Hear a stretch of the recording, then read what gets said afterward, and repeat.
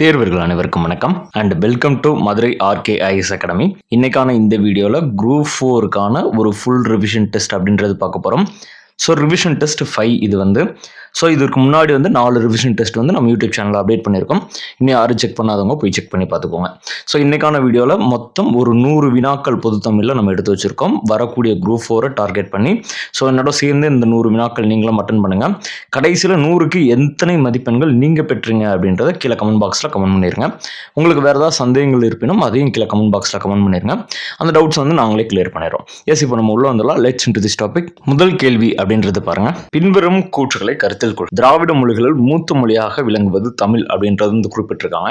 So திராவிட மொழிகளில் மூத்த மொழியாக தமிழ் விளங்குகிறதான்னு கேட்டால் எஸ், தமிழ் விளங்குகிறது. திராவிடம் என்னும் சொல்லை முதல்ல குறிப்பிட்டவர் குமரலப்பட்டர் அப்படின்னு இருக்காங்க. எஸ், திராவிடம் என்னும் சங்கத்தை அதாவது திராவிடம் அப்படின்ற ஒரு கான்செப்டை முதல்ல குறிப்பிட்டவர் யாருன்னு பார்த்தீங்கன்னா நம்முடைய குமரலப்பட்டர். எப்போ குறிப்பிட்டார் அப்படின்னு கேட்டிங்கன்னா கிபி 700லேயே அந்த ஒரு வார்த்தையை குறிப்பிட்டதாக ஒரு சில குறிப்புகள் நமக்கு கிடைக்குது. அவர் திராவிட மொழியை தமிழ் பாஷை அப்படின்னு சொல்லியிருக்காரு. அதாவது திராவிட பாஷா தமிழ் அப்படின்றது குறிப்பிட்டிருக்காரு அப்படின்ற ஒரு சில குறிப்புகளும் இருக்கு. ஸோ அது மிக மிக முக்கியமானது. அவர் ஒரு முக்கியமான பௌத்தர். ஓகே, குமரிலப்பட்டர் பௌத்தர் அப்படின்னு குறிப்புகள் இருக்கு. ஸோ இதுவும் எக்ஸ்ட்ரா தெரிஞ்சுக்கோங்க. ஸோ அப்போ ஃபர்ஸ்ட் ஸ்டேட்மெண்ட்டும் கரெக்ட், ரெண்டாவது ஸ்டேட்மெண்ட்டும் கரெக்ட். ஸோ என்ன கேட்டிருக்காங்க, சரியானது எதுன்னு கேட்டிருக்காங்க. ஸோ அப்போ ரெண்டுமே சரி என்பதுதான் கரெக்டான விடை. அடுத்து ரெண்டாவது வினான்றது பாருங்க, இந்தியாவில் பேசப்படும் மொழி குடும்பங்களில் வேறுபட்ட ஒன்றை தேர்ந்தெடுத்து எழுதுக. ஸோ இந்தோ ஆசிய மொழிகள் இருக்கும், திராவிட மொழிகள் இருக்கும், சீன திபெத்திய மொழிகள் இருக்கும், இந்தோ ஆஸ்திரிய மொழின்றது இருக்கும். பட் இதில் என்ன கொடுத்துருப்பாங்க, ஐரோப்பியனுடைய மொழி கொடுத்துருக்காங்க.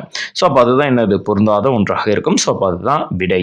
அடுத்து மூணாவது வினான்றது பாருங்க, தமிழ் என்ற சொல்லிலிருந்து தான் திராவிடம் என்ற சொல் உருவானதாக முதல்ல கூறியவர் யார்? ஸோ தமிழ் என்ற சொல்ல இருந்தால் திராவிடம் அப்படின்றது முதல்ல உருவானது அப்படின்னு சொன்னது யாருன்னு பார்த்தீங்கன்னா ஈராஸ் பாதிரியார். அடுத்து நாலாவது வினான்றது பாருங்க, பின்வரும் இணைகளை கருத்தில் கொள்க. Francis Ellis. So Francis Ellis என்ன சொல்லியிருப்பார், தமிழன் என பெயரிட்டவர்னு சொல்லியிருப்பாரா? கிடையாது. தமிழன் என பெயரிட்டவர் என்ன சொன்னது, ஹோக்கன் சொல்லியிருப்பாரு. பிரான்சிஸ் எல்லிஸ் என்ன சொல்லியிருப்பாரு, தென்னிந்திய மொழிகள் என குறிப்பிட்டார். அவர் திராவிட மொழிகள் எல்லாத்தையும் தென்னிந்திய மொழிகள் அப்படின்னு சொன்னவர் FW எல்லிஸ். ஸோ அப்போ இது இதற்கு மேட்ச் ஆயிருக்கு.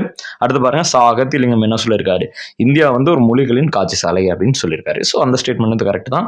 இந்தியா ஒரு மொழிகளின் காட்சி சாலை என கூறியவர் அகத்திலிங்கம் அப்படின்றதான். ஸோ அப்போ ஸ்டேட்மெண்ட் 3 இஸ் ரைட். ஸோ அப்போ ஆன்சர் டி என்பதான் கரெக்டான விடை. அஞ்சாவது வினான்றது பாருங்க, பின்வரும் இணைகளை கருத்தில் கொள்க. ஸோ ஃபர்ஸ்ட் எடுத்து அதனுடைய ஒரு கோட் சொல்லியிருக்காங்க. அது யார் சொன்னது அப்படின்னா அதற்கு அடுத்து இங்கிட்ட 2 இடத்துல அவர் யாருன்றதை கண்டுபிடிக்கணும். ஸோ திராவிட மொழிகளின் ஒப்பிலக்கண நூல் அப்படின்றத எழுதினார் யாரு? அந்த கம்பேரிட்டிவ் கிராமர், தமிழ் கிராமர் 1856 இவர் தான் எழுதினார். கால்டுவெல் எழுதியிருப்பாரு. வடமொழியானது ஐரோப்பிய மொழிகளோடது தொடர்புடையது அப்படின்னு சொன்னது யாருன்னு பார்த்தீங்கன்னா வில்லியம் ஜோன்ஸ் சொல்லியிருப்பாரு. அதில் மார்க்ஸ் முல்லர்னு இருக்கு. ஸோ மார்க்ஸ் முல்லர் சொல்லியிருக்க மாட்டார், வில்லியம் ஜோன்ஸ் சொல்லியிருக்காரு. அப்போ எது சரியானதுன்னு பார்த்தீங்கன்னா ஃபர்ஸ்ட் ஸ்டேட்மெண்ட் ரைட்டு, ரெண்டாவது ஸ்டேட்மெண்ட் தவறு. ஸோ அப்போ ஆன்சர் ஏ. அடுத்து ஆறாவது வினான்றது பாருங்க, பின்வருவனவற்றுள் தவறாக பொருந்தியுள்ள இணையை தேர்ந்தெடுத்து எழுதுக. ஸோ இதை பார்த்தாலே தெரிஞ்சிடும். கொரகாவும் கௌதாவும் தான் நடு திராவிட மொழியில இல்லாத ஒன்று. மால்தோ பிராகி வட திராவிடம், குடகு துளு தென் திராவிடம், கோண்டி கோயா அப்படின்றது நம்மளுடைய நடு திராவிடம்.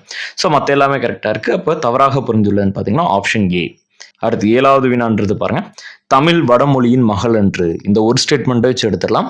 தமிழ் வடமொழியின் மகள் என்று அப்படின்னு குரூப் 4ல அடிக்கடி கேட்டுக்கிட்டே இருப்பாங்க. ஸோ இந்த ஸ்டேட்மெண்ட் யாரோடதுன்னு பார்த்தீங்கன்னா நம்மளுடைய கால்டுவெல்லுடையது, மிக முக்கியமான நபர். அடுத்து எட்டாவது வினான்றது பாருங்க, பின்வரும் கூற்றுகளை கருத்தில் கொள்க.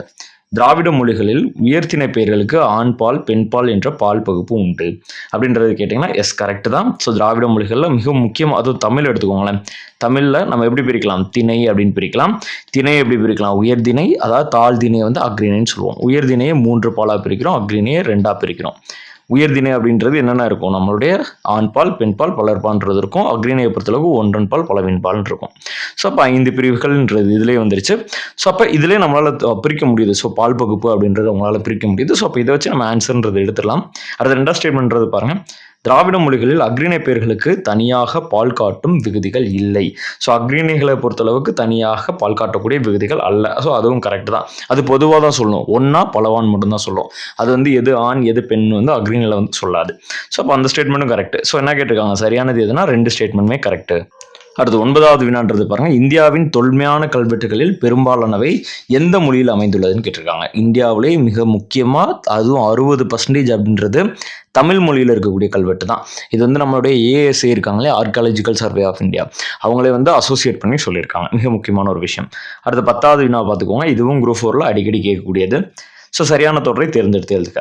ஸோ நம்மளுடைய தமிழ் வந்து எப்படி வந்து திராவிடம் அப்படின்னு மாறுச்சு அப்படின்னு கேட்டிங்கன்னா, ஃபஸ்ட்டு தமிழ் அப்படின்றது தமிழா அப்படின்றது மாறி இருக்கும். அதுக்கப்புறம் தமிழா, அதுக்கப்புறம் ட்ரமிழா, அதுக்கப்புறம் ட்ரமிழா, அதுக்கப்புறம் திராவிடா அப்படின்னு மாறி அதுக்கப்புறம் திராவிடம் அப்படின்ற ஒரு கான்செப்ட்ல வந்திருக்கும்.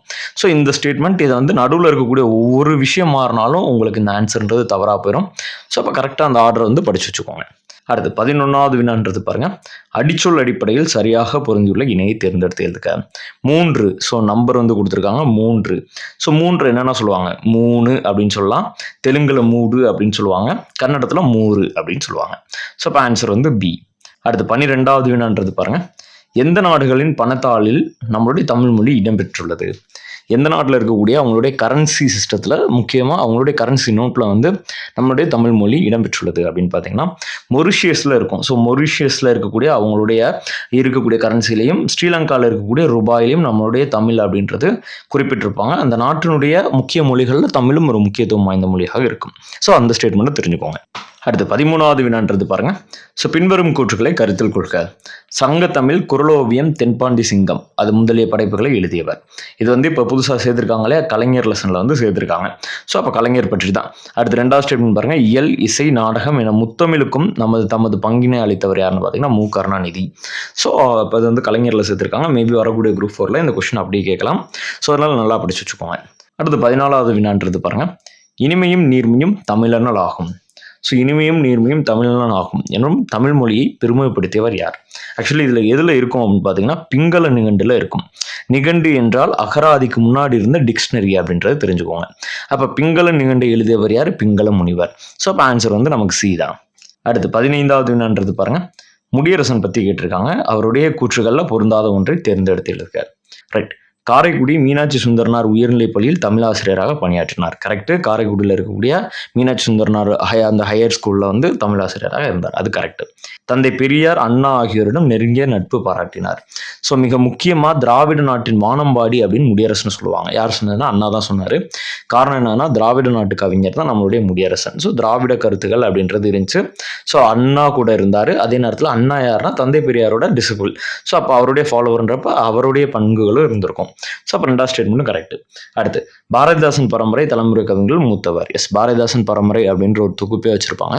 ஸோ அந்த பாரதிதாசன் அந்த பரம்பரை தலைமுறை கவிஞர்கள் மூத்தவர். இதுவும் கரெக்ட்.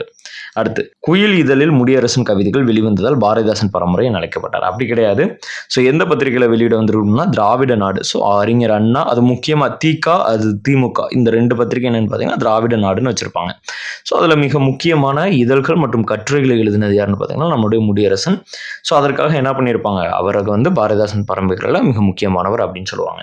அதே நேரத்தில் முடியரசனுக்கு வந்து கவியரசு அப்படின்ற பட்டத்தை வந்து யார் வழங்கினாங்க அப்படின்றத கீழே கமெண்ட் பண்ணிடுங்க. அடுத்து 16வது வினான்றது பாருங்க, பின்வரும் கூற்றுக்களை கருத்தில் கொள்க. உலகின் தொன்மையான மற்றும் செவ்வியல் மொழிகளில் ஒன்றாக திகழ்வது கிரேக்க மொழி அப்படின்னு சொல்றாங்க. உலகத்திலே மிக முக்கியமான மொழி, அதுவும் நிறைய விஷயங்கள் வந்து அதிலிருந்து வந்தது அப்படின்னு பார்த்தாலும் பொலிட்டிக்கல் சயின்ஸில், அதாவது அரசியல் அறிவியலிருந்து நிறைய பாயிண்ட் ஆஃப் வியூவில் வந்ததுன்னு பார்த்தீங்கன்னா நம்மளுடைய கிரீக்கில் இருந்து தான் வந்திருக்கும். அதாவது தமிழில் வந்து அதை கிரேக்கம் அப்படின்னு சொல்லுவாங்க. ஸோ அப்போ ஃபர்ஸ்ட் ஸ்டேட்மெண்ட் ரைட்டு. அடுத்து தமிழ் இலக்கியங்களில் இளிவரல் என்பது பாவின் சுவைகளில் ஒன்றாகும் அப்படின்னு சொல்கிறாங்க. ஸோ அதுவும் கரெக்ட். நம்மளுடைய பாவகைனா அந்த பாடலினுடைய வகை, சுவை எப்படி இருக்குது அப்படின்னு. அதில் கிரேக்கத்தில் இன்பச்சுவையுடைய பாடல்களுக்கு இலிகிலியா என்று பெயர் அப்படின்றாங்க. அது தவறு. கிரேக்கத்தில் இருக்கக்கூடிய துன்ப சுவைகளுக்கு, ஓகே, அதில் இன்பம்னு வராது, என்ன வரணும், துன்பம் சுவைகளுக்கு, அதாவது சேடிசமாக இருக்கக்கூடிய சாங்ஸ், அதற்கு என்ன சொல்லுவாங்க அப்படின்னா எலிகிலியா அப்படின்ற பெயர். ஸோ அப்போ 3rd ஸ்டேட்மெண்ட் வந்து தவறாக இருக்குது. 1, 2 சரி. 17வது வினா அப்படின்றது பாருங்க, தமிழிலிருந்து உருவான கிரேக்க மொழி சொல்லில் தவறாக பொருந்துள்ள இணையை தேர்ந்தெடுத்ததுக்கு. இங்கிட்ட தமிழ் சொல் கொடுத்துருக்காங்க, இங்கிட்ட கிரேக்க சொல் கொடுத்துருக்காங்க. ஸோ நாவாய் அப்படின்றது நாயு கரெக்டாக தான் இருக்குது. தோணி அப்படின்றது தோனிஸ் கரெக்டாக தான் இருக்குது. எரிதிரான் அப்படின்றது என்ன இருக்கும்னா எரிதிரை அப்படின்றது இருக்கும். ஓகே, எப்படி இருக்கும் ஸ்பெல் பார்த்துக்கோங்க, எரிதிரைன்னு இருக்கும். பட் இதில் எரிதிரல்னு இருக்குது. ஸோ இதுதான் தவறானது. கலன்றப்ப கலகோய் அப்படின்றது இருக்கும். ஸோ அதுவும் கரெக்டாக. அப்போ சி என்பது தான் தவறான விடை. அதாவது தவறாக பொருந்திருக்கு. அப்போ நம்மளை பொறுத்தளவுக்கு ஆன்சரை பொறுத்தளவுக்கு சி தான். அடுத்து 18வது வினான்றது பாருங்க. வாழிய செந்தமிழ் வாழக நற்றமிழ் வாழிய பாரத மணித்திருநாடு என்று தமிழை போற்றி பெருமைப்படுத்தியவர் யார்? ஸோ இது வந்து புத்தகத்தில் இருக்கும். வாழிய செந்தமிழ் வாழிய நாற்றமிழ் வாழிய பாரத மணித்திருநாடு அப்படின்றது யார் சொல்லியிருந்தாருன்னு பார்த்தீங்கன்னா நம்மளுடைய பாரதியார். 19வது வினான்றது பாருங்க. திராவிட மொழிகளின் ஒப்பிலக்கணம் என்னும் நூலை எழுதியவர் யார்? நம்ம ஆல்ரெடி பார்த்தோம் 1856 1856ல கால்டுவெல் தான் இந்த comparative grammar of Tamil language, அதாவது திராவிட மொழிகளின் ஒப்பிலக்கணம் அப்படின்ற ஒரு நூலை எழுதியிருப்பார். மிக முக்கியமான ஒரு விஷயம். அடுத்து 20வது வினான்றது பாருங்க. பின்வரும் நூற்றில் கால்டுவெல் பற்றிய கூற்றுகளில் தவறான ஒன்றை தேர்ந்தெடுத்து எழுதுக. கால்டுவெல் அயர்லாந்து நாட்டில் பிறந்தவர். Yes, correct. திராவிடம் என்னும் சொல்லை முதல்ல பயன்பாட்டுக்கு கொண்டு வந்தார். எஸ், அதுவும் கரெக்ட். இவர் தான் அடிக்கடி பயன்படுத்தினார். So second statement correct. Tirunelveli மாவட்டத்தின் அரசியல் மற்றும் பொது வரலாறு என்ற நூலை எழுதினார். ஸோ அதுவும் கரெக்ட். திருநெல்வேலி மாவட்டத்தினுடைய அரசியல் மற்றும் பொது வரலாறு நூலை வந்து அவர் எழுதினார். அடுத்து தென்னிந்திய மொழிகளை தமிழி என பெயரிட்டார். கிடையாது. தென்னிந்திய மொழியில் என்ன பண்ணார்? சவுத் இந்தியன் லாங்குவேஜ் அப்படின்னு சொன்னார். அதாவது திராவிடன் கான்செப்ட்ல சொன்னார். திராவிட மொழிகள் அப்படின்னு வரையறுத்த ஒரு இவர் தான். அவர் வந்து தமிழி அப்படின்ற கான்செப்ட்லாம் வரவே இல்லை. ஸோ அப்போ இந்த ஸ்டேட்மெண்ட் 4 ஸ்டேட்மெண்ட்றது தவறாக இருக்குது. ஸோ அப்போ பொருந்தாதது தவறான ஒன்றுனா ஆன்சர் டி. அடுத்து 21வது வினான்றது பாருங்க. கூற்றும் காரணமும் கொடுத்துருக்காங்க. ஸோ கூற்று காரணத்தை வச்சு நம்ம கருத்தில் கொண்டு எழுதணும். கூற்று ஏ, அதாவது அசசன் வந்து திராவிட மொழிகள் அனைத்துக்கும் மூலமொழி தமிழ். ஸோ நம்ம அதை தான் கிளைம் பண்ணுறோம். என்ன சொல்கிறாங்க? திராவிட மொழிகளிலே மூத்தது அதிக கூறுகளை கொண்டது தமிழ் அப்படின்னு சொல்கிறாங்க. காரணம் என்ன சொல்கிறாங்க? 80 விழுக்காடு அளவுக்கு 80% அளவுக்கு திராவிட மொழி கூறுகளை கொண்டுள்ள ஒரே திராவிட மொழி தமிழ்னு சொல்கிறாங்க. நம்ம இதுக்கு முன்னாடியே பார்த்தோம் இல்லையா? இதுதான் இப்போ ரீசெண்டாக வந்து சர்ச்சே ஆச்சு. ஸோ அந்த புரோட்டோ திராவிடியன் லாங்குவேஜ் அப்படின்றது பார்த்தீங்கன்னா அது வந்து தமிழுக்கு முன்னாடி இருந்திருக்கும். அதில் அதிகப்படியான கூறுகள் வந்து எதில் இருந்திருக்கும்னா தமிழில் இருந்திருக்கும். ஸோ அதை வச்சு தான் நம்ம என்ன கிளைம் பண்ணுறோம் அப்படின்னா தமிழ் தான் மூத்த மொழி, கன்னடத்திற்கும் சரி தெலுங்கிற்கும் சரி மலையாளத்திற்கும் சரி அப்படின்னு நம்ம கிளைம் பண்ணுறோம். ஸோ அப்போ அந்த இது வந்து புத்தகத்தில் இருக்குது, நம்மக்கிட்ட சோர்ஸஸும் இருக்குது. ஸோ அப்போ கூற்று சரி காரணமும் சரி, அந்த காரணத்தினால தான் கூற்று நம்ம விளக்கவும் செய்கிறோம். ஸோ அப்போ ஆன்சர் ஏ மற்றும் ஆர் இரண்டும் சரி. ஆர் என்பது ஏவுக்கான சரியான விளக்கம் அப்படின்றது அர்த்தம். அடுத்து 22வது வினான்றது பாருங்க. கல் தோன்றி மண் தோன்றா காலத்தை வாளோடு முன் தோன்றிய மூத்த குடி என்று நம்மளுடைய தமிழினத்தினுடைய தொன்மை உணர்த்தும் நூலை தேர்ந்தெடுத்து எழுதுக. அது யார் அப்படி சொன்னதுன்னு பார்த்தீங்கன்னா ஐயரிநாதர் வந்து சொல்லியிருப்பார். மிக முக்கியமான ஒரு நபர். அவர் எந்த நூல் எழுதினார்னு பார்த்தீங்கன்னா புறப்பொருள் வெண்பா மாலை. ஸோ அப்போ ஆன்சர் டி. அடுத்து 23வது வினான்றது பாருங்க. தமிழருடைய கடற்பயணம் பற்றிய கூற்றுகளை கருத்தில் கொள்க. திரைக்கடல் ஓடியம் திரவியம் தேடியவர்கள் நம்முடைய தமிழர்கள் என்று குறிப்பிட்டவர் யார்? ஔவையார். ஔவையாருடைய ஸ்டேட்மெண்ட் தான் திரைக்கடல் ஓடியம் திரவியம் தேடு அப்படின்னு சொல்றாங்க. அடுத்து சிலப்பதிகாரத்தில் சாதுவன் கடல்கரிந்து சென்று வாணிகம் செய்த குறிப்புள்ளது. சிலப்பதிகாரத்தில் இருக்காது, மணிமேகலையில் இருக்கும். ஓகே, மணிமேகலையில் இருக்கக்கூடிய ஒரு முக்கியமான குறிப்பு தான் நம்மளுடைய சாதுவன். சாதுவன் யாருன்னு பார்த்தீங்கன்னா தீவத்திலகை இருப்பாங்களே அவங்களுடைய ஹஸ்பண்ட் அப்படின்னு சொல்லப்படுது. ஸோ இது ஒரு முக்கியமான ஸ்டேட்மெண்ட். ஸோ அப்போ 2வது ஸ்டேட்மெண்ட் தவறு, ஃபர்ஸ்ட் ஸ்டேட்மெண்ட் ரைட்டு. ஸோ அப்போ 1 மட்டும் சரி. அடுத்து 24வது வினான்றது பாருங்க. பின்வரும் வினைகளை கருத்தில் கொள்க. யாதும் ஊரே யாவரும் கேளீர் யாருடையது அப்படின்னு பார்த்தீங்கன்னா கணியன் பூங்குன்றனாருடையதான். ஸோ ஃபர்ஸ்ட் ஸ்டேட்மெண்ட் கரெக்டாக தான் இருக்குது. தமிழோர் என்றோர் இனம் உண்டு, தனியே அவருக்கு ஒரு குணம் உண்டு. யார் சொன்னது அப்படின்னு கேட்டிங்கன்னா நம்மளுடைய நாமக்கல் கவிஞர் வந்து சொல்லியிருப்பாரு. இதில் திருவிக்கான் இருக்கு. ஸோ அது தவறு. நான் தனியாக வாழவில்லை தமிழோடு வாழ்கிறேன் அப்படின்னு சொல்லியிருப்பாரு. யார் சொல்லியிருப்பாருன்னு பார்த்தீங்கன்னா நம்மளுடைய திருவிக்கா சொல்லியிருப்பாரு. இதில் ராமலிங்கனார் இருக்குது. ஸோ அப்போ பியும் சியும் மாறி இருக்கு. ஸோ அப்போ 2 3 தவறு. எது கரெக்டு? 1 மட்டும்தான் சரியானது.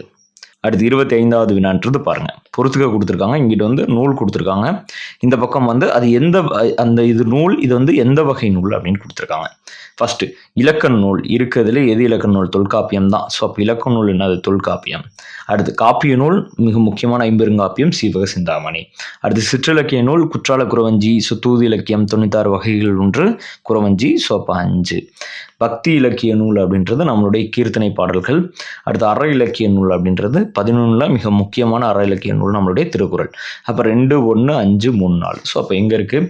2 1 5 3 4 ஆன்சர் டி. அடுத்து 26வது வினான்றது பாருங்க. ஒரு மொழிக்காக உலக மாநாடு நடத்திய முதல் நாடு மற்றும் அம்மாநிலத்திற்குரிய மொழி என்ன அப்படின்னு கேட்டிருக்காங்க. உலகத்திலேயே ஒரு மொழிக்காக மாநாடு நடத்தினதுன்னு பார்த்தீங்கன்னா மலேசியா. ஸோ மலேசியானா அப்போ மலாய் லாங்குவேஜுக்கு பண்ணாங்களான்னு கேட்டால் கிடையாது. மலேசியாவில் இருந்து தமிழர்கள் வந்து என்ன பண்ணியிருப்பாங்க? அது இந்த மொழிக்கு வந்து மாநாடு நடத்திருப்பாங்க. கோலாலம்பூர் மலேசியாவோட கேபிட்டல் கோலாலம்பூர் நடத்திருப்பாங்க. ஸோ ஆன்சர் என்னது? மலேசியா மற்றும் அதற்கான லாங்குவேஜ் தமிழ். அடுத்து 27வது வினான்றது பாருங்க. எந்த தமிழ் நூல்களில் உள்ள பாடல்கள் தாய்லாந்து மன்னருடைய முடிசூட்டு விழாவில் பயன்படுத்தப்படுது? ஸோ அப்போ தாய்லாந்து மன்னருடைய முடிசூட்டு விழாவில் திருவெம்பாவையும் திருப்பாவையும் பயன்படுத்தப்படுது அப்படின்ற குறிப்புகள் புத்தகத்தில் இருக்குது. ஸோ அப்போ ஆன்சர் பி.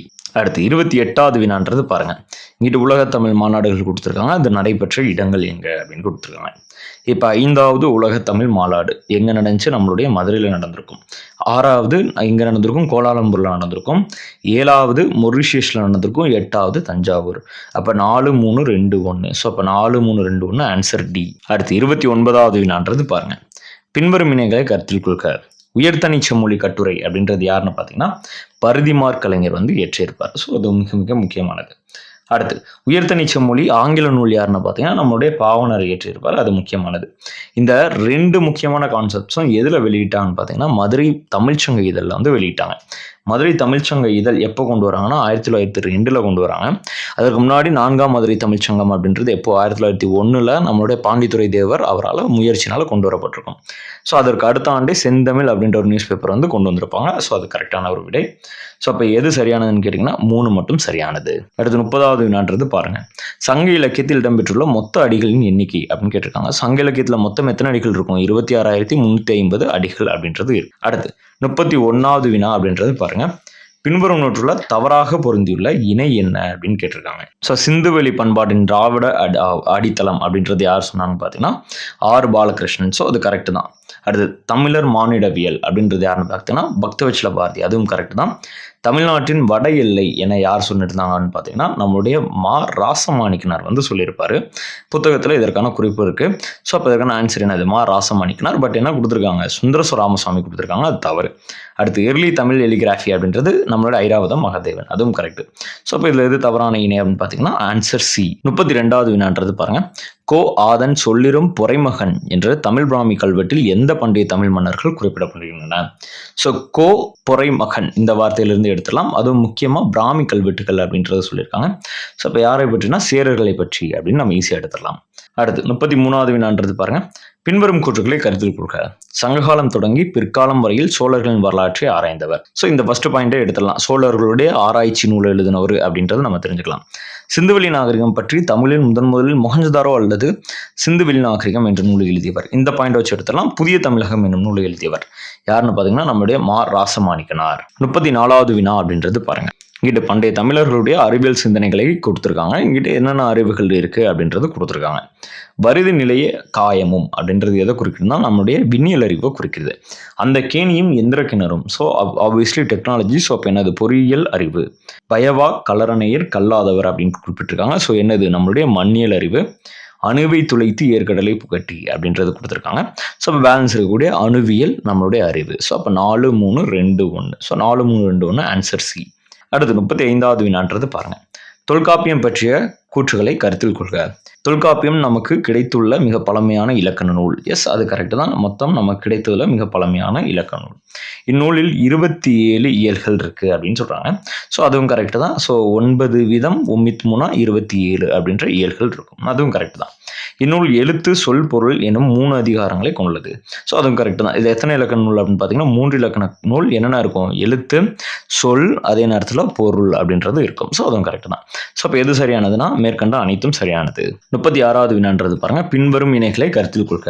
இங்கிட்டு சொற்கள் கொடுத்துருக்காங்க. இங்கிட்டு இடம்பெறும் நூல்கள் கொடுத்துருக்காங்க. இது 6th புத்தகத்தில் வந்து அந்த ஃபர்ஸ்ட் லெசனில் வரும் இல்லையா ஒரு பெரிய பாக்ஸு.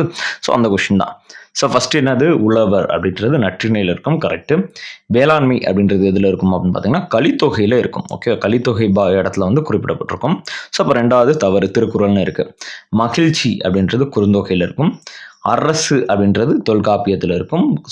தொல்காப்பியத்தில் இருக்காது, சாரி. அதில் வந்து என்ன இருக்கும்? திருக்குறளில் வந்து இருக்கும். அரசு பற்றி, திருக்குறள் பற்றி இருக்கும்.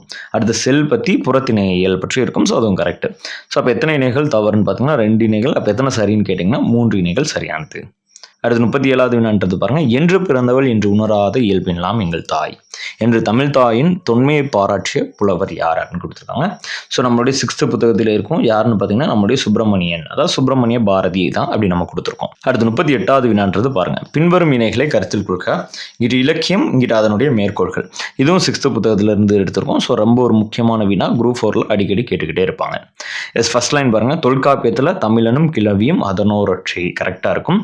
கிளவியும் அதனோரட்சி கீவேர்ட் கரெக்ட். சிலப்பதிகாரத்தில் வேலியை தமிழ்நாடு அப்படின்றது இருக்கும். ஸோ அதுவும் கரெக்டு. அப்பர் தேவாரத்தில் தமிழன் கண்டாய். ஸோ அதுவும் கரெக்டு. ஸோ அப்போ எத்தனை இணைகள் கரெக்டாக இருக்குன்னு கேட்டிங்கன்னா 3 இணைகளும் கரெக்டாக தான் இருக்குது. ஸோ அப்போ அனைத்தும் சரி. அடுத்து 39வது வினான்றது பாருங்க. தமிழ் எழுத்து பற்றிய பின்வரும் கூற்றுக்களில் பொருந்தாத ஒன்றை தேர்ந்தெடுத்து எழுதுக. மிக முக்கியமானது என்னன்னு பார்த்தீங்கன்னா, பிற்கால சோழர்களுடைய ஆட்சியில் கிடைக்கும் சாசனங்கள் கண்ணெழுத்துக்கள் அப்படின்றத சொல்றாங்க. கண்ணெழுத்துக்கள்ன்றது கிடையாது. ஓகே, தமிழி அப்படின்ற ஒரு வடிவத்தில் தான் கிடைச்சிருக்கும். கண்ணெழுத்துக்களுக்கான ப்ரூஃப் இல்லை. அப்போ பொருந்தாத ஒன்று தான் ஆன்சர் டி. அடுத்து 40வது வினான்றது பாருங்க. கண்ணெழுத்து படுத்த எண்ணு பல்பொதி அப்படின்னு சொல்றாங்க. பொதி அப்படின்னோம்னா சரக்கு அப்படின்றது அர்த்தம். அதாவது காவிரி பூம்பட்டினம் இருக்குல்ல, அதில் இருக்கக்கூடிய பொதிகளில் அதிகமான கண்ணெழுத்துகள் இருக்கு அப்படின்ற ஒரு குறிப்பு இருக்கு. ஸோ எதில் குறிப்பிட்டுள்ளதுன்னா நம்மளுடைய சிலப்பதிகாரத்தில் குறிப்பிட்டுள்ளது. ஸோ அப்போ 40க்கு ஆன்சர் பி. அடுத்து 41வது வினான்றது பாருங்க.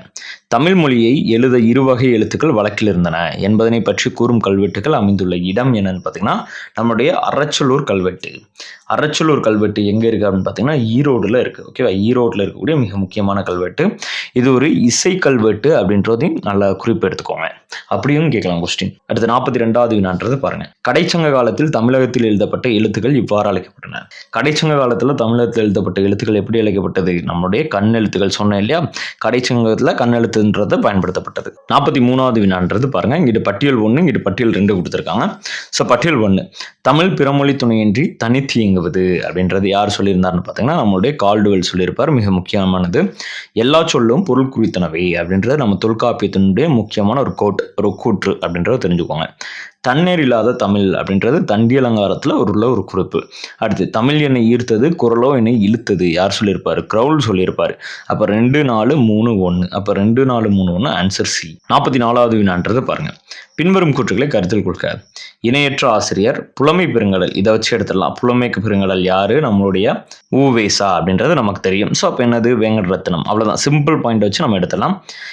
இருந்தாலும் 2வது ஸ்டேட்மெண்ட் செக் பண்ணிக்கோங்க. பழந்தமிழ் இலக்கியங்களை தேடி தேடி அச்சில் பதித்தவர். ஸோ எல்லாத்துக்கும் கொழுமுடி கான்செப்ட் தெரியும், ஈரோடில் என்ன நடந்துச்சு. ஸோ அந்த லைனே நம்ம வச்சு ஈஸியாக வந்து மேட்ச் பண்ணிடலாம். 45வது வினான்றது பாருங்க. யார் காப்பார் என்று தமிழனை இயங்கிய போது நான் காப்பேன் என்று எழுந்தவர் யார்? ஸோ இது மிக முக்கியமான ஒரு வசனம். யார் காப்பார் என்று தமிழனை இயங்கிய போது நான் காப்பேன் என்று எழுந்தவர் உவே சாமிநாதர். அடுத்து 46வது வினான்றது பாருங்க. அறம் பெருகும் தமிழ் படித்தால் அகத்தில் ஒளி பெருகும், திறம் பெருகும் உரம் பெருகும், தீமைக்கு எதிர் நிற்கும் என்று பாடியவர் யார்? நம்முடைய பாவலரேறு பெருஞ்சித்திரனார். அடுத்து 47வது வினான்றது பாருங்க. பொறுத்துக்க. இங்கிட்ட ஆண்டுகள் கொடுத்துருக்காங்க. இங்கிட்ட தேப்பமொழியில் இருக்கக்கூடிய ஒரு சில டேட்டாஸ், அவர் எப்போ விருது வாங்கினாரு, எப்போ படித்தார், என்ன பணியில் இருந்தார், அந்த மாதிரி ஒரு சில டேட்டாஸ் கொடுத்துருக்காங்க. ஸோ இப்படி வந்து ரொம்ப ட்விஸ்ட் பண்ணியும் கொஷின்ஸ் வருவதற்கான வாய்ப்புகள் இருக்குது.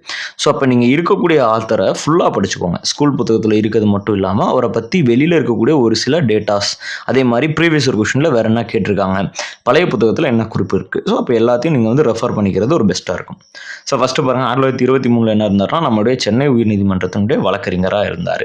ஸோ அப்போ ஃபஸ்ட்டுக்கு என்ன 3 அப்படின்னு வச்சுக்கலாம். 47ல் என்னவா இருந்தார் அப்படின்னு பார்த்தீங்கன்னா பாண்டிச்சேரியில் ஒரு பள்ளி அப்படின்றது நிறுவினார். அடுத்து 77 என்னன்னு பார்த்தீங்கன்னா பத்மபூஷன் விருது அப்படின்றது வழங்கப்பட்டது அவருக்கு. அப்புறம் 78 அப்படின்னு பார்த்தீங்கன்னா கலாய்மாமணி விருது பெற்றார். அப்போ 3 4 1 2. ஸோ அப்போ ஆன்சர் டி. 48வது வினான்றது பாருங்க. தேப்போமி சுந்தரனார் பற்றிய கூற்றுகளை கருத்தில் கொள்க. 1944 46 வரை அண்ணா பல்கலைக்கழகத்தில் தமிழ் பேராசிரியராக பணிபுரிந்தார். கிடையாது, அண்ணா பல்கலைக்கழகமே 1978 தான் எஸ்டாப்ளிஷ் ஆயிருக்கும். ஓகேவா. ஸோ அப்போ அதுக்கு முன்னாடி என்ன இதில் பணியாற்றிருப்பாருன்னா அண்ணாமலை பல்கலைக்கழகத்தில் பணியாற்றியிருப்பார். 2 வேற வேற யூனிவர்சிட்டி. ஓகேவா. இது வந்து சிதம்பரத்தில் இருக்கும். அண்ணா பல்கலைக்கழகம்ன்றது சென்னையில் உருவாக்கப்பட்டது. ஸோ அப்போ இந்த ஃபர்ஸ்ட் ஸ்டேட்மெண்ட் தவறு. அடுத்து 1916 ஹரிஜன மக்களுக்கு இரவு நேர பள்ளிக்கூடம் நடத்தினார். ஸோ அந்த ஸ்டேட்மெண்ட் கரெக்ட். 1916 என்ன பண்ணார்? தாழ்த்தப்பட்ட மக்கள் தான் ஹரிஜன மக்கள், அவங்களுக்கு இரவு நேர பள்ளிக்கூடம் நடத்தினார். ஸோ அப்போ எந்த ஸ்டேட்மெண்ட் தவறானது அப்படின்னு கேட்டால் ஃபர்ஸ்ட் ஸ்டேட்மெண்ட் தவறானது. அடுத்து 49வது வினான்றது பாருங்க. நடமாடும் பல்கலைக்கழகம், இதை வச்சு எடுத்துடலாம். பல்கலை அப்படின்னு வந்தாலே நீங்கள் கண்ணை மூடிட்டு தேப்போமி அப்படின்றது கொடுத்துடலாம். அவருக்கு தான் நிறையா பட்டங்கள் அப்படின்றது இருக்கும். அதே மாதிரி நடமாடும் பல்கலைக்கழகம் என அவருக்கு பட்டத்தை கொடுத்தவர் யார் என்பதை நீங்கள் கீழே கமெண்ட் பண்ணிடுங்க. 50வது வினான்றது பாருங்க. பாவனார் பற்றிய கூற்றுகளில் கருத்து கொள்க அப்படின்னு சொல்றாங்க. ஸோ கூற்று 1 என்னது? மன்னிப்பு என்பது உருதுமொழி சொல். ஸோ அது கரெக்ட் தான். மன்னிப்பு என்பது என்னது? உருதுமொழி சொல். அதற்கு தமிழ் அர்த்தம் என்ன? பொறுத்துக்கொள்க.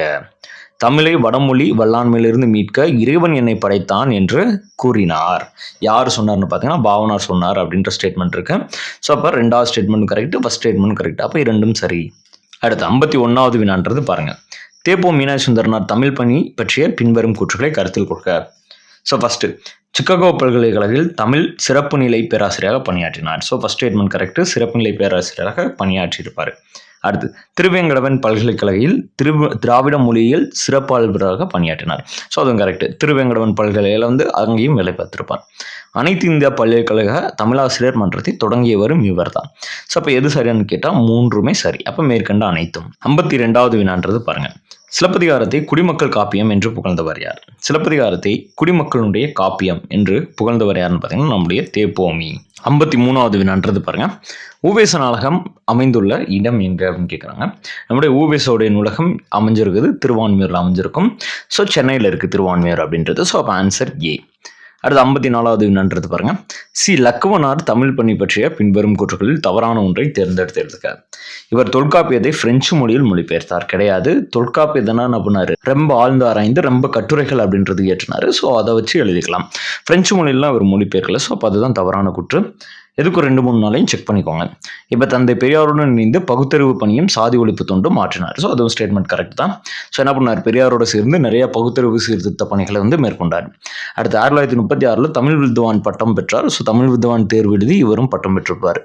அடுத்து 1962 தமிழ் பாதுகாப்பு கழகத்தை தொடங்கினார். மிக முக்கியமான ஒரு நபர். ஸோ அதுவும் கரெக்டாக தான். ஸோ அப்போ எது தவறானதுன்னு பார்த்தீங்கன்னா ஆன்சர் ஏ. 55வது வினான்றது பாருங்க. தேப்போமி பெற்ற பட்டங்களில் தவறான ஒன்றை தேர்ந்தெடுத்திருக்க. பண்களை செல்வர் அப்படின்றது திருவாடுதுறை ஆதீனத்தால் வழங்கப்பட்டது. கரெக்ட். பன்மொழி புலவர் அப்படின்றது ராமலிங்க அடிகளார் கொடுக்கப்படலை. பெருந்தமிழ் பணி சிவபுரியுடைய சன்மார்க்க சபை வழங்கியது. அதுவும் கரெக்ட். நடமாடும் பல்கலைக்கழகம் திருவிக்கா வழங்கினார். ஸோ அப்போ பி மட்டும்தான் பொருந்தாத ஒன்று. அடுத்து 56வது வினான்றது பாருங்க. பொறுத்துக்க இங்கிட்ட வந்து அதனுடைய நூல்கள் கொடுத்துருக்காங்க. ஸோ லக்குவனாருடையது தமிழ் கற்பிக்கும் முறை. பெருஞ்சித்திரனாருடையது ஐயை. ஸோ அதில் இருக்கக்கூடிய நிறையா நூல்களில் ஐயையும் இருக்கும். தேப்பமொழியோடது நம்மளுடைய அன்பு மொழி. அப்போ 3-1-2. அப்போ 3-1-2 ஆன்சர் பி. அடுத்து 57வது வினான்றது பாருங்க. தமிழின் முதல் அகராதி எது? மேலும் அதனுடைய ஆசிரியர் யார்? தமிழினுடைய முதல் அகராதி அப்படின்னு பார்த்தோம்னா தொகுத்து வழங்கப்பட்டதுன்னு பார்த்தீங்கன்னா 4 பண்புகளுடன் சேர்ந்து சதுரகராதி தான் தொகுத்து வழங்கப்பட்டிருக்கும். அதை எழுதினது யாருன்னா வீர மாமுனிவர். அடுத்து 58வது வினான்றது பாருங்க. லக்குவனார் தனது வாழ்க்கை வரலாற்று நூலுக்கு இட்ட பேர் என்ன? லக்குவனார் தன்னுடைய வாழ்க்கை வரலாறு, அதாவது சுயசரிதை மாதிரி, அதற்கு வந்து என்ன பேர் வைத்தார் அப்படின்னு பார்த்தீங்கன்னா என் வாழ்க்கை போர். இப்போ உங்களுக்கான கேள்வி என்னன்னா, என் சரிதம் அப்படின்ற ஒரு எழுதி எதில் வெளியிட்டிருப்பார் அப்படின்னா ஆனந்த விகடனில் வெளியிட்டிருப்பார். அது யாரு அப்படின்றத கீழே நீங்கள் கமெண்ட் பண்ணிடுங்க. அடுத்து 59வது வினான்றது பாருங்க. இங்கே நூலகங்கள் கொடுத்துட்டாங்க. அது இருக்கக்கூடிய இடங்கள். கீழ்திசை சோடிகள் நூலகம் சென்னை தான். உலக தமிழாராய்ச்சி நிறுவனம் சென்னையில் தான் இருக்குது. ஸோ மதுரையில் இல்லை. தமிழ் சங்கம் தான் மதுரையில் இருக்குது. அப்போ சென்னை என்பதான் இது கரெக்டு. அரசு ஆவண காப்பகம் அப்படின்றது சென்னையில் தான் இருக்குது. சரஸ்வதி, தஞ்சை சரஸ்வதி மகால் நூலகம் தான் நம்மளே சொல்லுவோம். ஸோ அப்போ அது தஞ்சாவூரில் தான் இருக்குது. ஸோ அப்போ 4த்தும் கரெக்ட். அப்போ எது தவறாக இருக்குது? பி என்பதான் தவறாக இருக்குது. அடுத்து 60வது வினான்றது பாருங்க. செந்தமிழ் மாமணி, தமிழ் அரிமா. இதை வச்சு எடுத்துடலாம். தமிழ் அரிமா பயிற்சி மொழி காவலர். தமிழ் அரிமா, தமிழ் சிங்கம். அரிமான சிங்கம்னு அர்த்தம். அப்போ தமிழ் சிங்கம்னு யாரை சொல்லுவாங்க அப்படின்னு பார்த்தீங்கன்னா நம்மளுடைய லட்சுமணன், அதாவது லக்குவனாரை பற்றி தான் குறிப்புகள்ன்றது உள்ளது. அடுத்து 61வது வினான்றது பாருங்க. கலைஞர் மு. கருணாநிதி தனது சுயசரிதை நூலில் எனக்கு தமிழுணர்வுடன் சுயமரியாதை பண்பையும் மூட்டிவர் என்று யார் பாராட்டியுள்ளார் அப்படின்னு பார்த்தீங்கன்னா லக்குவனாரா தான் சொல்லியிருக்காரு. அந்த அளவுக்கு லக்குவனார் அப்படின்றது மிக முக்கியமான ஒரு புலவர், தமிழில் ஒரு ஆளுமை கொண்ட ஒரு நபர். 62வது வினான்றது பாருங்க. அகரமுதலி திட்டம் பற்றி கேட்டிருக்காங்க. அகரமுதலி பற்றிய பின்வரும் கூற்றுகளை கருத்தில் கொள்க. ஒரு மொழியில் உள்ள சொற்களை அகரவரிசையில் தொகுத்து வழங்கும் நூல் அகராதி அப்படின்னு சொல்றாங்க. ஸோ அந்த ஸ்டேட்மெண்ட் கரெக்ட் தான். அகராதி அப்படின்னோம்னா ஆலேருந்து ஆரம்பிச்சு அப்படியே ஒவ்வொரு எழுத்தாக வரணும். ஸோ அப்படி ஒவ்வொரு எழுத்தாக அதற்கு அர்த்தம் சொன்னால் அது அகராதி. ஓகேவா? அது அப்படியே ஒரு பாடலாக போனோம்னா அது ஆத்திச்சூடி. இது மட்டும் நான் ஆதரிச்சுக்கோங்க. ஸோ அடுத்த 2வது ஸ்டேட்மெண்ட். தமிழில் முதலாக அகராதி என்ற சொல்லை பயன்படுத்திய நூல் அகராதி நிகண்டு. அதுவும் கரெக்ட் தான். ஸோ எது முதல்ல பயன்படுத்துறாங்கன்னா அகராதி நிகண்டு தான். ஸோ அப்போ 2மே சரி என்பதுதான் கரெக்டான விடை. அடுத்து 63வது வினான்றது பாருங்க. தேப்போமி அவர்களின் சிறந்த ஆய்வு நூல் என்னது? தேப்போமினாலே காணல் வரி அப்படின்றது நான் வச்சுக்கணும். காணல் வரி தான் அவருடைய மிக சிறந்த ஆய்வு நூல். அடுத்து 64வது வினான்றது பாருங்க. சதுரகராதியின் சரியான சொற்பொருள் விளக்க வரிசை முறையை தேர்ந்தெடுத்து எழுதுக. சதுரகராதி, சதுர் என்றால் 4 அப்படின்றது அர்த்தம். ஸோ அப்போ 4 பொருள்கள் அப்படின்றது அரைஞ்சிருக்கும். அப்போ என்னென்ன பொருள் இருக்கு? பெயர் இருக்கும், பொருள் இருக்கும், தொகை இருக்கும், தொடை இருக்கும். ஸோ அப்போ ஆன்சர் ஏ. அடுத்து 65வது வினா அப்படின்றது பாருங்க. வீருடை செம்மொழி தமிழ்மொழி உலகம் வேரூன்றி நாள் முதல் உயிர்மொழி என்று தமிழின் பெருமையை பறைசாற்றியவர் யார்? மிக முக்கியமான ஸ்டேட்மெண்ட், அடிக்கடி கேட்பாங்க. வீருடை செம்மொழி தமிழ்மொழி அப்படின்னு கேட்டாலே யாரு? பாவலரேறு பெருஞ்சித்திரனார் அப்படின்றது நான் வச்சுக்கோங்க. இப்போ இது நீங்க புதுசாக படிக்கிறீங்கன்னா பாவலரேறு பெருஞ்சித்திரனாரா இல்லை தேவனைய பாவனரா அப்படின்ற ஒரு சில கொஸ்டின்ஸ் டவுட் வரும். ஸோ அப்போ அவங்கள பற்றி நீங்கள் முழுமையாக ரெஃபர் பண்ணிக்கோங்க. அதே நேரத்தில் அவருடைய ப்ரீவியஸ் கொஸ்டின் அப்படின்றத ரெஃபர் பண்ணிக்கோங்க. ஸோ அப்போ தான் உங்களால் ஈஸியாக டேக்கிள் பண்ண முடியும். ஸோ அடுத்து 66வது வினான்றது பாருங்க. தமிழில் முதல் தோன்றிய நிகண்டு எது? தமிழில் முதல் தோன்றிய நிகண்டு என்னன்னு பார்த்தீங்கன்னா நம்முடைய துவாகர நிகண்டு. ஸோ துவாகர நிகண்டு எழுதினது யாருன்னு பார்த்தீங்கன்னா நம்முடைய சேந்தன் துவாகர முனிவர். ஸோ அதை தான் சேந்தன் திவாகரம் அப்படின்னு குறிப்பிட்டிருக்காங்க. அடுத்து 67வது வினான்றது பாருங்க. பின்வரும் கூற்றுகளை கருத்தில் கொள்க. நிகண்டு என்பதற்கு தமிழில் சொற்றொகை தொகுப்பு அகராதி என்று பொருள் உண்டு. அப்படியான்னு கேட்டிங்கன்னா எஸ், அப்படிதான். அதாவது சொற்றொகை அப்படின்னா அதனை விரித்து சொல்றது. தொகுப்பு அகராதினா அதை பற்றி நிறைய தொகுப்புகள் வச்சு உள்ளடக்கியதாக அமைஞ்சிருக்கும். அடுத்து முதலில் தோன்றிய நிகண்டு சூடாமணி நிகண்டு அப்படின்றது குறிப்பிட்டாங்க. கிடையாது. சூடாமணி நிகண்டு யார் எழுதினார்னா நம்மளுடைய மண்டலபுருடர் எழுதினார். ஸோ அது அவர் ஒரு முக்கியமான சமணர். பட் என்ன நிகண்டு ஃபர்ஸ்ட் நிகண்டுனா துவாகர நிகண்டு அப்படின்றதான் முதல்ல நிகண்டு. அடுத்து 68வது வினான்றது பாருங்க. சமீபத்தில் உவேசாவின் பிறந்த நாள் எந்த தினமாக கொண்டாடப்படும் என தமிழக அரசு அறிவித்துள்ளது. இவர் உவேசானா தமிழ் தாத்தா. அப்போ தமிழ் தாத்தா தினம்னு போட்டுறக்கூடாது. அதுக்காக தான் இப்படி ஆப்ஷன் வச்சிருக்குது. ஓகே, என்ன தினம்? தமிழ் இலக்கிய மறுமலர்ச்சி தினம். அவர் தான் தமிழ் இலக்கியத்தை மறுமலர்ச்சி பண்ணி கொண்டு வந்தார். எப்படி இவர் முக்கியமான இலக்கியங்கள் எல்லாத்தையும் கொண்டு வந்தார். நம்மளுடைய சீவை தாமரனால் இலக்கண நூல்கள் எல்லாத்தையும் புதுப்பிச்சார். ஸோ அப்போ இலக்கியம்னு வந்தாலே யாரு? நம்மளுடைய உவேசா அப்படின்றத நான் வச்சுக்கோங்க. அடுத்து 69வது வினான்றது பாருங்க. தேப்போமி எழுதிய நூல்கள் தவறான ஒன்று. ஸோ தேப்போமி எழுதிய நூல்களில் தவறான ஒன்று அப்படின்னு பார்த்தீங்கன்னா பிறந்தது எப்படியோ அப்படின்ற ஒரு புத்தகம் தான். ஸோ அதுதான் ரெஃபரில் இருக்கக்கூடிய ஒரு நோட்ஸ். அடுத்து 70வது வினான்றது பாருங்க. அகராதி இங்கிட்ட ஆசிரியர் கொடுத்துருக்காங்க. ஸோ பட அகராதி அப்படின்றது யாருன்னு பார்த்தீங்கன்னா நம்மளுடைய ராமநாதன். அடுத்து பழமொழி அகராதின்றது பெர்சிவல். ஸோ அடுத்து தமிழ் சொற்பிறப்பியல் அகராதி அப்படின்றது ஞானப்பிரகாச அடிகள். அடுத்து திராவிட சொற்பிறப்பியல் அகராதி அப்படின்றது நம்மளுடைய எமினோ அண்ட் ஃபரோ. ஸோ இப்போ 2143 2143 எங்கே இருக்குன்னா ஆன்சர் டி. அடுத்து 71வது வினான்றது பாருங்க. உவேசா புறநானூற்று நூலை பதிப்பித்து வெளியிட்ட ஆண்டு எது? உவேசா புறநானூற்று நூலை வெளியிட்ட ஆண்டு என்னன்னு பார்த்தீங்கன்னா 1894.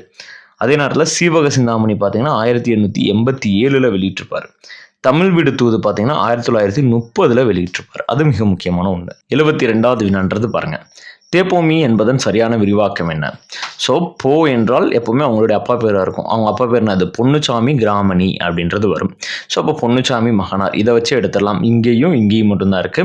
ஸோ அப்போ தென்பட்டினம் பொன்னுச்சாமி மகனார். இதில் தேவக்கோட்டைன்னு இருக்கு. இதில் தே தான் நமக்கு வேணும். அப்போ என்னது? தென்பட்டினம் பொன்னுச்சாமி கிராமணர் மகனார் மீனாட்சி சுந்தரனார் என்பதன் கரெக்டான விடை. அடுத்து 73வது வினான்றது பாருங்க. மஞ்சள் குளிப்பாட்டி மையெட்டு முப்பாலும் மிஞ்ச புகட்ட மிக வளர்ந்தா என்ற ஓலைச்சுவடியின் மையாடல் பற்றி குறிக்கும் நூல் என்ன? மையாடல் பற்றி கூறக்கூடிய மிக முக்கியமான நூல் என்னன்னு பார்த்தீங்கன்னா நம்முடைய தமிழ் வீடு தூது. அடுத்து 74வது வினான்றது பாருங்க. பண்டைய காலத்து பள்ளிக்கூடங்கள் என்னும் உவேசாவின் இலக்கிய கட்டுரை பின்வரும் எந்த தலைப்பின் கீழ் இடம்பெற்றுள்ளது? பண்டைய காலத்து பள்ளிக்கூடங்கள் அப்படின்ற தலைப்பில் எதில் வெளியிட்டப்பட்டாருன்னா உயிர் மீச்சி அப்படின்ற மிக முக்கியமான இதில். 75வது வினான்றது பாருங்க. The primary classical language of the world என்னும் நூலை எழுதியவர் யார்? The primary classical language of the world என்னும் நூலை எழுதியவர் நம்முடைய தேவநேய பாவனார். அடுத்து 76வது வினான்றது பாருங்க. இங்கிட்ட ஆசிரியர் கொடுத்துட்டாங்க. இங்கிட்ட அவர்களுடைய நூல். லக்குவனார் எந்த நூலை எழுதினார்னா வள்ளுவர் வகுத்த அரசியல். தேப்போமி வள்ளுவரும் மகளிரும். வீர மாமுனிவர் வேதியர் ஒழுக்கம். வேதியர்னா பாஸ்டர் இருப்பாங்களே, அந்த சர்ச் ஃபாதர்ஸ் இருப்பாங்களே, அவங்க தான் வேதியர். அவங்களுக்கான ஒழுக்க டிசிப்ளினரி நூல் அது. பெருஞ்சித்திறனார் அப்படின்றது பேலன்ஸ் இருக்கக்கூடிய உலகியல் நூறு. அப்போ 3412. அப்போ 3412 என்னங்க ஆன்சர் ஏ. அடுத்து 77வது வினான்றது பாருங்க. மதுரையில் நடைபெற்ற உலக தமிழ் மாநாட்டின் போது பாவனார் எந்த தலைப்பின் சொற்பொழிவு ஆற்றினார்? மிக முக்கியமான ஒரு கான்செப்ட். அதே நேரம் அடிக்கடி கேட்கறது. மாந்தனுடைய தோற்றமும் நம்முடைய தமிழருடைய மரபும் அப்படின்னு. அப்போ ஆன்சர் சி. 78வது வினான்றது பாருங்க. உலகின் முதல் மாந்தன் தமிழன். ஸோ தமிழன் தோன்றிய இடம் குமரிக்கண்டம் என்பதும் முகஞ்சதரோ ஹரப்பா நாகரிகங்கள் தமிழர் நாகரிகமே என்பதும் இவரனுடைய ஆய்வின் இரு கண்களாக இக்கூறுகளோடு தொடர்புடையவர் யார்? இரு கண்களாக இருந்துச்சு. யாருடையதுன்னு பார்த்தீங்கன்னா நம்முடைய தேவநேய பாவனாருடையது. ஓகே, பாவலரேறு பெருஞ்சித்திரனார் பார்த்தீங்கன்னா நிறைய கருத்துக்கள் வெளியிட்டிருப்பாரு. நிறைய ஆராய்ச்சிகள் பண்ணது பார்த்தீங்கன்னா நம்முடைய தேவநேய பாவனார். ஸோ ரெண்டு பேரும் கொஞ்சம் குழப்பக்கூடிய நபர்களாக இருக்கும். யாருன்னு பார்த்தீங்கன்னா இந்த புதுசாக படிக்கிறவங்களுக்கு. ஸோ அப்போ ஒவ்வொரு கான்செப்டையும் தெளிவாக படிச்சுக்கோங்க ரெண்டு பேத்துக்கும். அடுத்து 79வது வினான்றது பாருங்க. பாவனருடைய நினைவாக அவரை போற்றும் வகையில் பாவனர் கோட்டம், முழு உருவச்சிலை, நூலகம் ஆகியவை அமைந்துள்ள இடம் எது அப்படின்னு கேட்டிருக்காங்க. ஸோ அவருடைய பாவலர் நினைவாக பாவனர் கோட்டம் எங்கே இருக்கான்னு பார்த்தீங்கன்னா நம்முடைய ராஜபாளையத்துக்கு அருகில் இருக்கக்கூடிய முரம்புல இருக்கு. ஸோ முரம்பு அப்படின்றது ஒரு ஊர். அடுத்து 80வது வினான்றது பாருங்க. தேன்மொழி, தமிழ் சிட்டு, தமிழ் நிலம் இதழ்களோடு தொடர்புடைய நபர் யார்? நம்மளுடைய பாவலரேறு பெருஞ்சித்திரனாருடைய தொடர்புடைய இதழ்கள். 6th புத்தகத்திலே இது இருக்கும். 81வது வினான்றது பாருங்க. ஓய்வாக இருக்கையில் தம்பி நீ ஓவியம் வரைந்து பழகு என்ற பாடலை பாடியவர் யார்? ஓய்வாக இருக்கக்கூடிய நிலையிலையும் ஓவியம் வரைந்து பழகுன்னு சொன்னது யாருன்னு பார்த்தீங்கன்னா பெருஞ்சித்திரனார். அடுத்து 82வது வினான்றது பாருங்க. பெருஞ்சித்திரனார் பற்றிய கூற்றுகளில் பொருந்தாத ஒன்றை தேர்ந்தெடுத்து எழுதுக. பெருஞ்சித்திரனார் பாவனராரின் விருப்பத்திற்கு இணங்க தென்மொழி என்னும் இதழை நடத்தினார். ஸோ கரெக்ட் தான். அடுத்து 19ஆம் நூற்றாண்டின் தமிழ் பல்துறை அறிஞர்கள் முதன்மையாக ஒருவராக கருதப்படுவர் நம்மளுடைய பெருஞ்சித்திரனார்னு கேட்டால் தவறு. ஓகேவா, நிறைய நபர்கள் இருக்காங்க. ஸோ அப்போ இதுதான் தவறு. 2வது ஸ்டேட்மெண்ட்லேயே நம்ம எடுத்துக்கலாம். அடுத்து 83வது வினான்றது பாருங்க. அருள்நெறி அறிவை தரலாகும் அதுவே தமிழனுடைய குரலாகும் என்று யாருடைய பாடல்னு பார்த்தீங்கன்னா நம்முடைய நாமக்கல் கவிஞருடைய பாடல். மிக முக்கியமான நபர், காங்கிரஸ் புலவர் என அழைக்கப்பட்ட நபர். 84வது வினான்றது பாருங்க. நாமக்கல் கவிஞர் பற்றிய பின்வரும் கூற்றுக்களை கருத்தில் கொள்க. தமிழக அரசனுடைய முதல் அரசவை கவிஞராக திகழ்ந்தார். ஸோ அப்போ ஃபர்ஸ்ட் ஸ்டேட்மெண்ட் கரெக்ட் தான். இவர் தான் தமிழ்நாட்டினுடைய முதல் அரசவை கவிஞர். பெண்மை என்னும் இவரது பாடல் சமுதாய மலர் என்னும் தலைப்பில் இடம்பெற்றுள்ளது. ஸோ அதுவும் கரெக்ட் தான். பெண்மை என்னும் இவருடைய இந்த பாடல் வந்து சமுதாய மலர் என்னும் தலைப்பில் இடம்பெற்றிருக்கு. இவருக்கு தமிழக அரசு பத்மபூஷன் விருது வழங்கி சிறப்பித்தது. பத்மபூஷன், பாரத ரத்னா, அந்த பத்மஸ்ரீ அதில் சென்ட்ரல் கவர்மெண்ட் வந்து கொடுப்பாங்க. ஸோ தமிழக அரசு கிடையாது. ஸோ அப்போ இந்த ஸ்டேட்மெண்ட் தவறாக இருக்குது.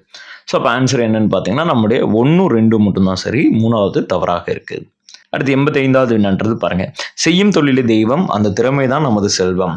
ஸோ செய்யும் தொழிலே தெய்வம் அந்த திறமை தான் நமது செல்வம் யார் என்ன சொன்னது யார்? கல்யாண சுந்தரம். 86வது என்னன்றது பாருங்கள். பின்வரும் கூற்றுகளை கருத்தில் கொள்க. பழந்தமிழ் இலக்கியத்தின் உயிர் சாரத்தை எல்லாம் தம் பாட்டில் எடுத்து கூறியவர். ஸோ என்ன பண்ணியிருக்காங்க? பழந்தமிழ் இலக்கியத்துடைய உயிர் சாரத்தை எல்லாம் நம்முடைய பாட்டில் எடுத்து கொடுத்துனாராம். அடுத்து வனவாசம் இந்த 2 வச்சு எடுத்துடலாம். 2 தொழிலும் என்ன பண்ணார்? ஆட்டோபயோகிராஃபி, செல்ஃப் ஆட்டோபயோகிராஃபி அப்படின்றது எழுதுறாரு. அதாவது தன்னுடைய சுயசரிதை அப்படின்றது எழுதுறாரு. யாருன்னு பார்த்தீங்கன்னா நம்முடைய கண்ணதாசன். 87வது வினான்றது பாருங்க. நாமக்கல் கவிஞர் நூல்கள் பற்றிய பின்வரும் கூற்றுக்களை கருத்தில் கொள்க அப்படின்றது கொடுத்துருக்காங்க. கவிதை சங்கோலி கரெக்டு தான். சுயசரிதை என் கதை கரெக்டு தான். புதினம் மலைக்கல்லன் கரெக்ட் தான். அதாவது புதின வகை மலைக்கல்லனில் எழுதினார். கவிதை வடிவத்தில் சங்கோலி. என் கதைன்றது சுயசரிதமாக இருக்குது. எஸ், அப்போ அனைத்துமே சரிதான். அடுத்து 88வது வினான்றது பாருங்க. அயலார் தமக்கும் அன்பே செய்யும் நாணம் கெடாமல் நட்பு கொண்டாடும் என்று பெண்மையினை இவ்வாறு புகழ்ந்தவர் யார்? ஸோ அயலார் தமக்கும் அன்பே செய்யும் நாணம் கெடாமல் நட்பு கொண்டாடும் என கூறியவர் யாருன்னா நாமக்கல் கவிஞர். அடுத்து 89வது வினான்றது பாருங்க.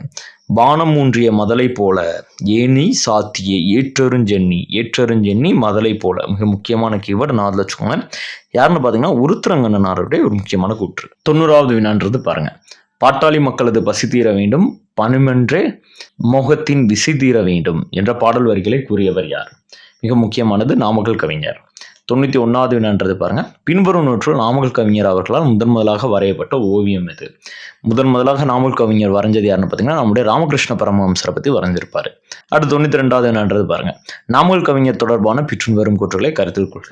5ஆம் ஜார்ஜ் மன்னனுக்கு பாரத மாதா முடிசூட்டுவது போல ஓவியம் வரைந்து தங்கப்பதக்கம் வென்றார். ஸோ அது கரெக்டானு கேட்டிங்கன்னா எஸ் கரெக்ட். 5ஆம் ஜார்ஜ் மன்னனுக்கு என்ன பண்ணுறாங்க? பாரத மாதா வந்து முடிசூட்டுவது போல வரைஞ்சு தங்கப்பதக்கம் வென்றார். சாகித்ய அகாடமியில் தமிழ் பிரதிநிதியாக பணியாற்றிய கவிஞர். சாகித்ய அகாடமியில் தமிழ் பிரதிநிதியாக இவர் இருந்திருப்பார். ரெப்ரசன்டேஷன் ஆஃப் தமிழில் வந்து இருந்திருப்பார் கேட்டகரியில். அடுத்து நம்மளுடைய தலைமைச் செயலகத்தின் 10 மாடி கட்டடத்திற்கு இவருடைய பெயர் வந்து தமிழக அரசு சூட்டியுள்ளது. ஸோ எஸ், நம்மளுடைய 10 மாடி கட்டடத்துக்கு என்ன பண்ணுறாங்க? இவருடைய பேர் வச்சிருக்காங்க. அப்போ 1, 2, 3மே சரி. அடுத்து 93வது வினான்றது பாருங்க. நாமக்கல் கவிஞர் இயற்றிய புதினங்கள் வேறுபட்ட ஒன்றை தேர்ந்தெடுத்து எழுதுக.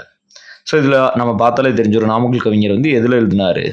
பிரார்த்தனை அப்படின்றது தான் வேறுபட்ட ஒன்றாக இருக்குது. 94வது வினான்றது பாருங்க. தமது மறைவின் போதும் எச்சடங்கும் செய்ய வேண்டாம் என சடங்குகளை மறுத்தவர் யார்?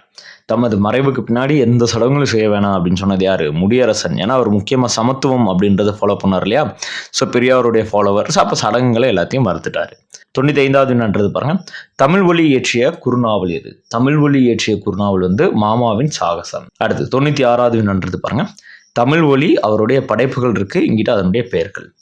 இதழ் வந்து ஜனயுகமா கரெக்டு தான். கட்டுரை தமிழும் சம்ஸ்கிருதம் கரெக்டு. சிறுகதை என்னன்னு பார்த்தீங்கன்னா குருவிப்பட்டி, கவிஞர் விழானா நாடகம். குருவிப்பட்டி என்னது? சிறுகதை, நாடகம்ன்றது கவிஞர் விழா. ஸோ அப்போ 3 நாளும் மிஸ் மேட்ச் ஆகிருக்கு. அப்போ 2 இணை தான் கரெக்டு. அப்போ எத்தனை தப்புன்னு கேட்டாலும் அதுதான் 2 கரெக்டு 2 தப்பு. அப்போ 2 இணைகள் சரி. 97வது வினான்றது பாருங்க. ஆட்சிக்கும் அஞ்சாமல் யாவரேனும் ஆள்களை துஞ்சாமல் தனது நாட்டின் என்ற பாடல் வரிகளை பாடியவர் யார்? நம்மளுடைய முடியரசன். அடுத்து 98வது வினான்றது பாருங்க. பட்டுக்கோட்டை கல்யாண சுந்தரம் பற்றி கேட்டிருக்காங்க. அவரதுல பொருந்தாத ஒன்று என்னன்னு கேட்டிருக்காங்க. உழைக்கக்கூடிய மக்களுடைய துயரங்களையும் பொதுவுடைமை சிந்தனைகளையும் தனது பாடல் மூலம் பரப்பியவர். மிக முக்கியமான நபர். எளிய மக்களுக்கும் கொண்டு போய் சேர்த்தவர் தான் பட்டுக்கோட்டை கல்யாண சுந்தரம் பிள்ளை. அடுத்து, எளிய தமிழ் அனைவரையும் புரியும்படி கவிதைகளை ஏற்றினார். ஸோ இப்போ நம்ம ஆல்ரெடி சொன்னதான். அடுத்து, இவர் கதை வசனம் எழுதிய திரைப்படம் இல்லற ஜோதி. இல்லற ஜோதி அப்படின்றது கண்ணதாசனுடைய கதை வசனம் எழுதினார். ஓகே, இவருடையது கிடையாது. அப்போ இதுவே நம்ம எடுத்துடலாம். இதுதான் பொருந்தாத ஒன்று அப்படின்னு. ஸோ அப்போ தவறானதுன்னா இதுதான். நல்லதை சொன்னால் நாத்திகனா என்பது இவருடைய முதல் திரைசை பாடல். கரெக்ட். நல்லது சொன்னால் நாத்திகனா அப்படின்றது இவருடைய ஃபர்ஸ்ட் பாடல். அதுவும் கரெக்ட் தான். ஸோ அப்போ ஆன்சர் வந்து சி. 99வது வினான்றது பாருங்க.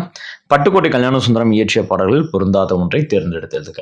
பட்டுக்கோட்டை கல்யாண சுந்தரம் என்ன பண்ணாரு, அதில் பொருந்தாத ஒன்று பார்த்தீங்கன்னா, மானை தேடி மச்சான் வர போகிறாங்க. கரெக்டு. தேனிரு பாயுது செங்கதிரு சாயுது முகத்தில் முகம் பார்க்காமல். அதுவும் கரெக்டு தான். அப்போ கைத்தொழில் ஒன்றை கற்றுக்கொள் அப்படின்றது கவலை உனக்கில்லை ஒத்துக்கொள் அப்படின்றது வேறவருடையது. அது யாருன்னு தெரிஞ்சால் நீங்கள் கீழே கமெண்ட் பண்ணிடுங்க. ஸோ அப்போ இதுதான் அது பொருந்தாத ஒன்று. அடுத்து 100வது வினா பாருங்க. ஆசிரியர்கள் இங்கிட்டு சிறப்பு பெயர்கள் கொடுத்துருக்காங்க. ஸோ கண்ணதாசனை பொறுத்தளவுக்கு துப்பாக்கி. அடுத்து, பாரதிதாசனை பொறுத்தளவுக்கு நம்முடைய இயற்கை கவிஞர். நாமக்கல் கவிஞரை பொறுத்தளவுக்கு ஆட்சி மொழி கவிஞர்.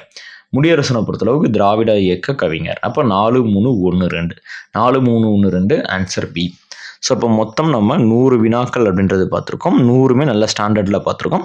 100க்கு நீங்கள் எத்தனை மதிப்பெண்கள் போட்டீங்க அப்படின்றத கீழே கமெண்ட் பாக்ஸில் சொல்லிடுங்க. உங்களுக்கு எவ்வளோதான் கொஷினில் டவுட் இருக்குனாலும் சொல்லுங்கள். இல்லை அடுத்த டாபிக் உங்களுக்கு என்ன நடத்தணும் அப்படின்றதுனாலும் உங்களுக்கு கமெண்ட் பண்ணி சொல்லுங்கள். அடுத்து செப்பரேட்டாக அது வந்து நம்ம உங்களுக்கு வீடியோ போடுவோம். அதே மாதிரி பொது தமிழுக்கு இந்த மாதிரி நம்ம டெய்லியும் டெஸ்ட்டுன்றது நம்ம சேனல் வழியாக பார்த்துருக்கோம். இன்னும் சப்ஸ்கிரைப் பண்ணாதவங்க சப்ஸ்கிரைப் பண்ணிக்கோங்க. அதே மாதிரி நம்ம புது ஆன்லைன் டெஸ்ட் பேட்ச் அப்படின்றத ஸ்டார்ட் பண்ணியிருக்கோம். ஸோ ஜாயின் பண்ணுறவங்க ஸ்க்ரீனில் இருக்கக்கூடிய நம்பருக்கு கான்டாக்ட் பண்ணி ஃபர்தராக டீட்டெயில்ஸ் கேட்டுக்கோங்க. மதுரையில் இருக்கவங்க டேரெக்டாக வந்து நம்மளுடைய அகாடமியை விசிட் பண்ணி பார்த்துக்கோங்க. ஸோ மேலும் இது போன்ற நல்ல தகவலுக்கும் நம்ம சேனல் எப்போதும் இணைந்தீர்கள். அண்ட் தேங்க்ஸ் ஃபார் வாட்சிங்.